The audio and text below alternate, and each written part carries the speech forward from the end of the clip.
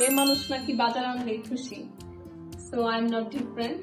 আচ্ছা আচ্ছা পারিস তো, আমরা এখন বাজারগুলো আনপ্যাক করি।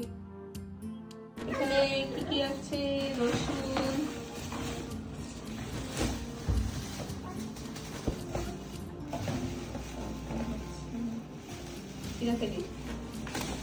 পেঁয়াজ।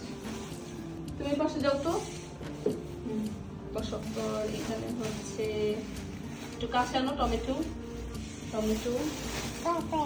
এখানে হচ্ছে শসা,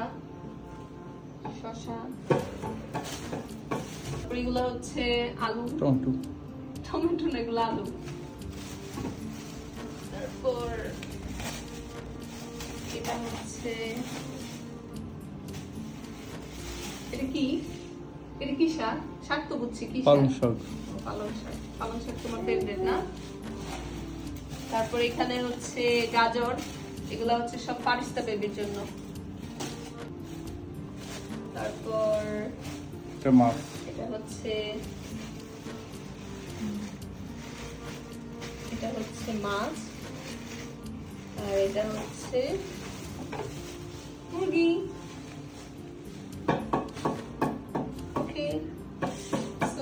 এখন নাকি ফলের দামে লেবু পাওয়া যাচ্ছে।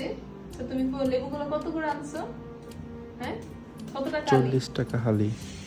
তারপর বাসায় বাজার টাজার গুছিয়ে চলে গিয়েছিলাম মায়ের বাসায় ইফতারি করতে। আমার তো ইফতারি একা খেতে একদমই বোরিং লাগে। ইফতারিতে যত মানুষ হয় ততই কিন্তু মজা, বাট কিচ্ছু করার নেই। আমার আর আমার হাজবেন্ডের কিন্তু একাই ইফতারি করতে হয় বাসায়। ইনশাল্লাহ একদিন আমাদের পরিবারও বড় হবে। এখানে আবার আমার ভাই মুড়ি মাখাচ্ছিল, আর আমি আমার ভাইকে জিজ্ঞেস করছিলাম সে কি জিলাপির পক্ষে নাকি বিপক্ষে।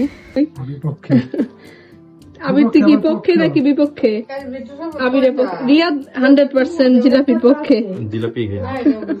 সত্যি বলতে আমরা জিলাপি অত একটা লাইক করি না, স্পেশালি তো আমরা মুড়িতে দিয়ে খাই না। এনিওয়ে, এই ছিল আজকের ব্লগ। ভালো লাগলে লাইক, কমেন্ট, শেয়ার করে ফারিস্তাস মাম্মির পাশে থাকবেন।